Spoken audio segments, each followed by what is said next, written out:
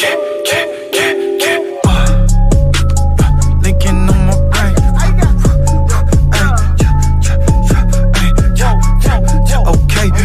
Okay, okay, okay, okay. Linking on my brain. I got linking on my brain. Whoa. Dan kita lihat untuk flying pad pesawat dari arah crossroad menuju ke arah dari campsite, yang dimana sudah ada tim boom juga yang sudah mengisi lebih dulu, dimana dari Mouth House sendiri sudah diisi oleh tim EVOS Esport. Ya, masih sejauh ini belum ada perubahan-perubahan dari drop point ya. Betul. Untuk dari setiap mapnya ya, mau itu Bermuda masih sama, dari Purgatory-nya juga masih sama. Kali ini Brasilia dihuni juga sama anak-anak dari Boss Nightmare dan juga Island of God. Ya, ini emang kalau dari drop pointnya Boss Nightmare dan juga Island of God, emang IOG dia ngambil ke area dari Brazil 13. Ya. Yang dimana juga Boss Nightmare ketika mereka bertemu dengan tim RRQ, mereka bakal coba menggeser untuk berganti drop point. Dan sekarang karena RRQ tidak main, makanya Boss Nightmare bisa memaksimalkan Brasilia 7. Itu dia. Tapi kalau misalnya kita ngomongin soal dari anak-anak, misalkan anak-anak Island of God, anak-anak EVOS juga, dari Poche ini poin-poinnya untuk grupnya itu benar-benar sikut menyikut. Sikut menyikut. Ya, bahkan dua tim teratas, 2 poin teratas aja, itu emang benar-benar poinnya sama. Iya, itu dia. Makanya ya ini sempat tadi dibahas juga sama analis kita dari Bang Yes. Abi Tumbuhan Malas. Memang dari posisi poin dari grup A-nya sendiri, memang kalau dari posisi pertama sampai posisi ke bawah, di mana Bigetron ada di peringkat ke-6 untuk grup kecil, nah itu Yes. hanya cuma terpaut 17 poin. Kalau misalkan Bigetron bisa dapetin 20 poin malam hari ini, mungkin masih bisa mendapatkan posisi ketiga atau posisi kedua. Ada perubahan poin yang memang bisa jadi turn back point juga buat Bigetron, bisa up untuk di matchday kelima. Oke, jadi untuk emang karena ini kita juga masih matchday kelima, perjalanan dari Free Fire Master League untuk season ketiga ini masih lumayan panjang. Harusnya masih terbuka banget buat tim-tim yang bermain sekarang untuk saling menyali poin, menabung poin, sampai akhirnya nanti mereka benar-benar bisa dapetin golden ticketnya. Nah itu dia, golden ticket menuju Free Fire Indonesian Master ya kan. Aduh. Nggak sabar ya kan, tim siapa yang bakalan bisa lolos untuk mengamankan satu slotnya untuk di FFVM. Tapi kita bakal langsung lihat aja untuk POV dari tim EVOS, di mana di round pertama ada EVOS Abu yang menjadi player of the match untuk match pertama dengan 4 poin kill. Wow, inilah dia untuk para fans ya dari Abu ya. Betul. Udah comeback langsung dikasih untuk ronde pertamanya, jebret 4 kill. 4 kill memang ya. Mas Abu benar-benar dinanti-nantikan oleh Survivor tentunya, dimana kayak banyak banget yang nanyain Mas Abu kemana nih, Mas Abu kemana nih gitu ya kan. Dan akhirnya Mbak Baby yang main. Nah, Oh beda. beda. Tapi kita bakal lihat untuk POV dari tim SES, di mana udah langsung ditembakin mobil atau kalengnya SES yang ditembakin oleh dari tim Bigetron, di mana Notdan dan juga Jojo bakal langsung coba untuk bertahan di satu belakang pohon yang bisa dimanfaatkan, di mana Anca sudah mengaktifkan satu krononya. Tapi dari dua pemain tersisa dari SES sudah langsung ke arah kanan dari Bigetron. Itu dia, walaupun kali ini Anca benar-benar respect banget, dia tahu kalau misalkan ada mobil di arah depan, dia memutuskan untuk coba tengok ke belakang, dan benar aja dia akhirnya berhasil untuk nge-spot dari arahnya Bara dan juga Thanos. Iya, ini adalah new player untuk tim SES Mizu, di mana Thanos bakal langsung memakai inhalernya, sudah bakal langsung coba back off lagi, mencoba untuk melakukan rapat ke arah teman-temannya di sana, coba untuk berjaga. Ada satu vektor, ternyata Yangot dengan double barrelnya berhasil menumbangkan Bara dan juga Thanos. Dan dua pemain tersisa dari SES bakal coba untuk melakukan distraksi, di mana Anca udah tersisa 12 health point-nya. Oke, yang mana kalau misalnya kita lihat kali ini dari minimapnya ada Notdan juga yang gue rasa kayaknya memutuskan untuk pergi terlebih dahulu, karena menyisakan seorang Jojo aja kali ini sendirian, gue rasa emang cukup baik sih pasti. Iya, dan udah terkena headshot oleh Regar ternyata, dan Kojak berhasil menambahkan poin kembali untuk tim Bigetron. Ini bagus banget sih. Ketika memang 3 pemain dari SES udah nggak bisa selamat, makanya Notdan disuruh untuk melakukan back off. Itu dia. Sebenarnya sih dengan adanya poin yang sekarang ya, yang jelas memang sudah benar-benar berubah lagi. Benar-benar di antara placement dan juga kill point-nya itu sendiri kayak lebih balance. Jadi Lebih balance. kalau misalkan kayak lagi team fight, ada satu yang bisa running untuk bisa selamatin placement point, menurut gue benar-benar totally oke banget sih. Tapi kali ini not Dan, harus celaka sepertinya. Iya, harus celaka dan enggak beruntung untuk Noten, dan akhirnya Sesmizu langsung dihabisi oleh tim Island of God dan harus puas di posisi ke-12. Ya, satu pemain yang tersisa memasuki ke arah wilayah Brasilia. Brasilia, siapa yang tidak tahu di Free Fire, Brasilia itu salah satu wilayah terbarbar kayaknya ya. Wilayah terbarbar, terfavorit gitu ya kan. Kalau setiap kali main ranked pastinya Brasilia sudah dipenuhi oleh pemain-pemain yang sudah memilih drop pointnya di arah Brasilia. Dan Island of God memang belum berpindah sama sekali karena memang banyak banget ya kan rumah-rumah Brasilia yang bisa dimanfaatkan, dan ini juga termasuk tempat yang menurut gue high looting juga. Makanya dari Island of God mencoba untuk bertahan karena juga beberapa momen di minggu-minggu kemarin itu Island of God dengan dia berada di satu rumah ini, Bion yang menjadi satu pemain di atas atap ini bisa mendapatkan vision yang cukup baik. Itu dia, genteng-genteng gaming. Apalagi kalau misalkan ternyata late game-nya itu benar-benar ngeliputin dari rumah 13 ini. Nah, aduh, ini kalau party kill pasti bisa jadi dimanfaatkan oleh Island of God. Tapi kita berpindah ke arah sentral di mana sudah ada dua tim dari The Prime dan juga Aerowolf. Dan dari The Prime nggak sadar ada Dix yang sudah lewat melintasi jembatan. Heiyu pun dan kawannya udah naik vehicle, tapi Limzi pun juga udah nggak sadar. Di mana dari Aerowolf bakal coba untuk menunggu momen yang tepat, tapi kayaknya sulit banget untuk Halcyon dan juga kawan-kawannya menembaki ke arah The Prime yang sudah cukup jauh untuk langsung nyampai di ujung jembatan.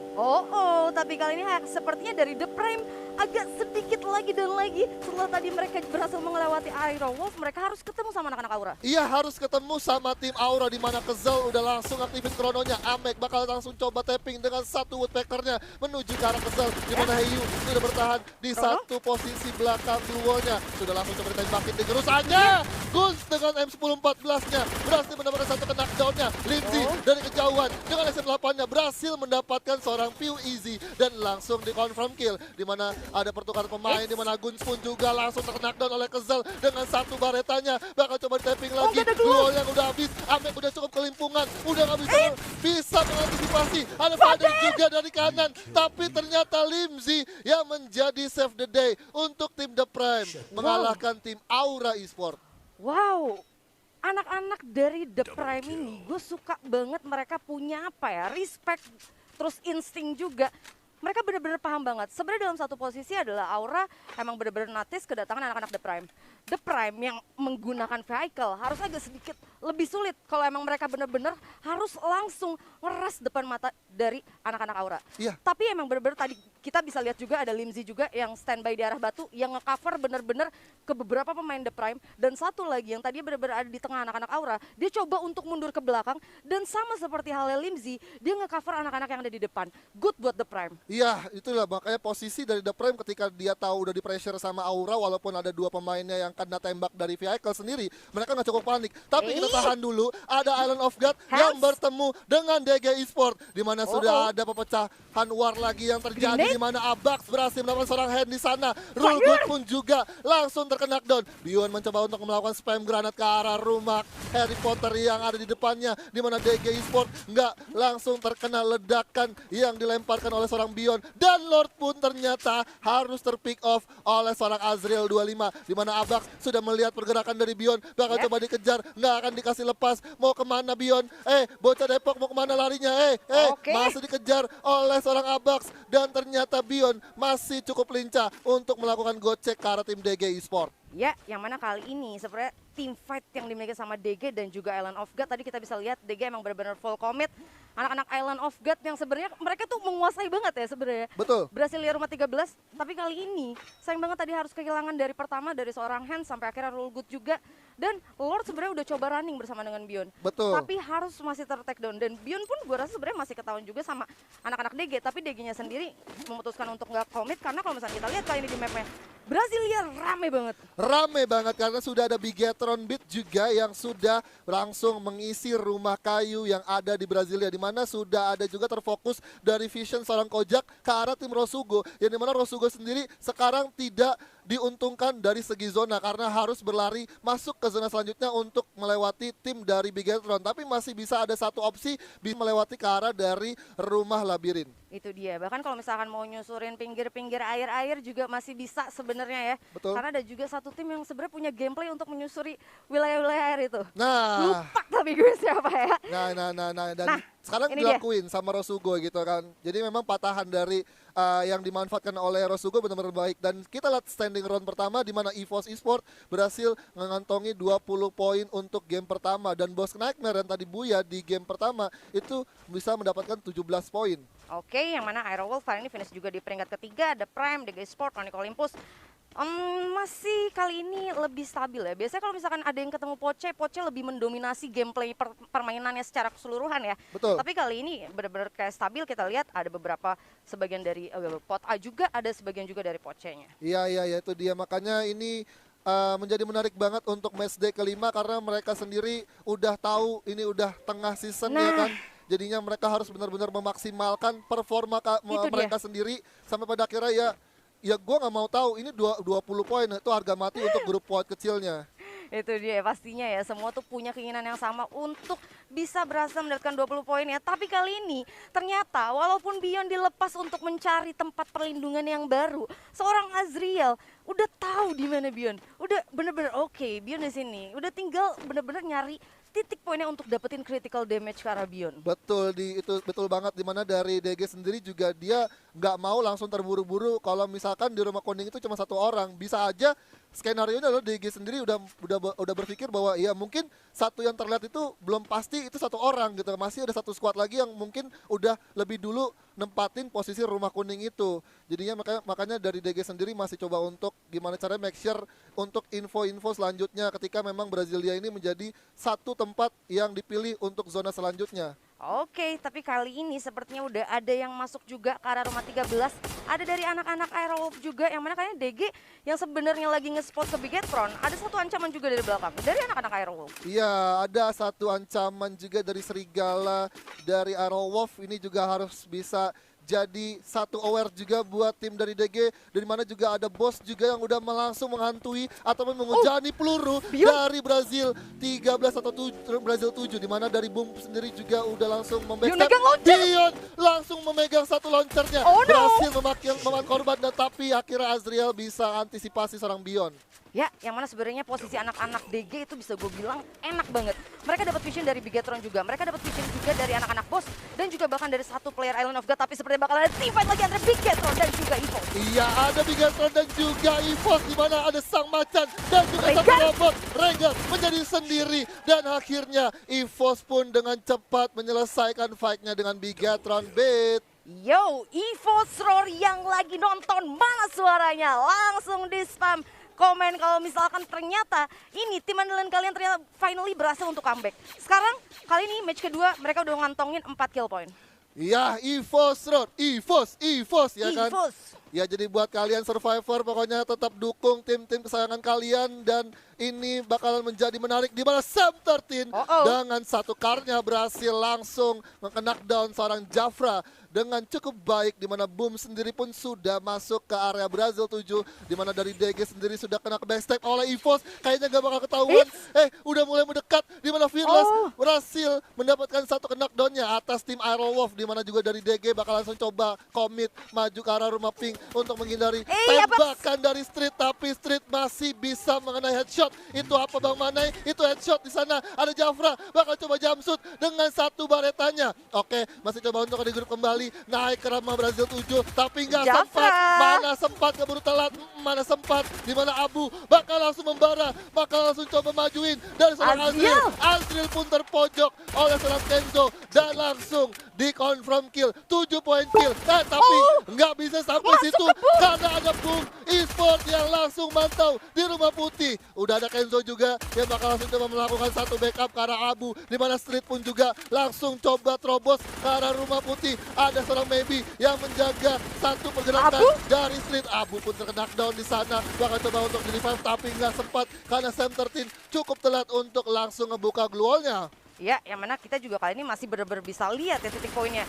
Benar-benar team fight jarak dekat. Dan kali ini Boom masih nggak mau untuk keluar dari obstacle-nya. Oke, finally kali ini Boom Esports udah coba untuk turun. Yes, EVOS dan juga Boom sudah mulai turun, tapi udah ada dari EVOS, Boss Nightmare. Nightmare yang dari kejauhan sudah langsung menghujani peluru. Ada Mang juga yang kelimpungan untuk ada di beberapa glual yang dipasang. Dan akhirnya Kenzo 5 poin kill berhasil untuk dikantongi. Street pun berhasil untuk di-revive dan akhirnya 10 poin kill sudah langsung diamankan. Wah, ini benar-benar anak-anak EVOS ya. Dari ketika mereka sebenarnya tadi nge-spot juga ke arah DG, mereka coba untuk majuin ke arah Boom. Tapi EVOS kali ini harus benar-benar gak bisa nafas lagi. Karena ada team fight lagi antara Rosugo dan juga The Prime. Iya, kita nggak dikasih nafas. Sementara gua pun juga masih kelimpungan untuk ngebahas peperangan yang terjadi, di mana dari Rosugo sudah mengisi di satu posisi bawah jembatan. Ada I'm God juga yang berhasil mendapatkan satu knockdown-nya, di mana Bang pun juga harus ditukar oleh seorang I'm God, tapi I'm God masih bisa di-revive.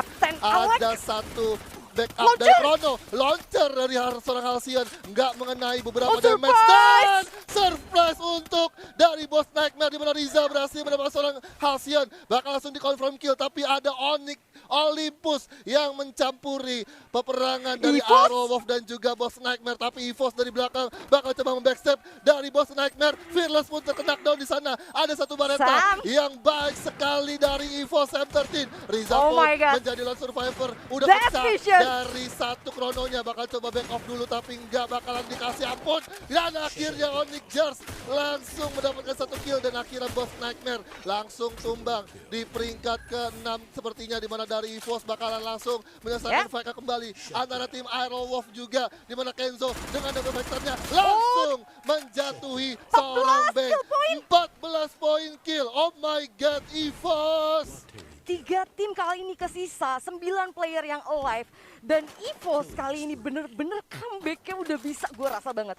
Dengan 14 kill point dan di peringkat ketiga, walaupun kali ini anak-anak The Prime juga udah ngamanin dari segi batu, dan mereka juga punya vision ke arah anak-anak Onyx. Ya, udah punya vision ke arah dari anak-anak lain, di mana Sam 13 dengan baretanya memakan korban kembali. 3 tim tersisa dengan 8 orang yang masih hidup, di mana Limzi bakal langsung coba firing ke arah tim Onyx Olympus. Onyx Olympus masih bisa memanfaatkan grounding patahannya untuk bisa menyelamatkan placementnya. Tayo pun sudah berlindung di satu batu besar, di mana ternyata zonanya mendukung ke arah Onyx Olympus. Limzi udah terpantau oleh satu SPD-nya untuk langsung coba di tapping, di mana Limzi masih coba ngegocek. Ada Dix juga yang udah mengaktifkan krononya, langsung terobos ke arah bawah.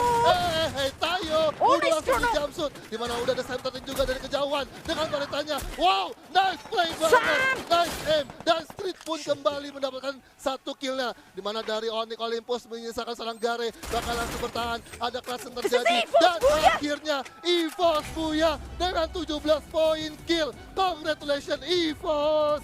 Tell me pretty lies, look me in the face, tell me that you love me, even if it's fake.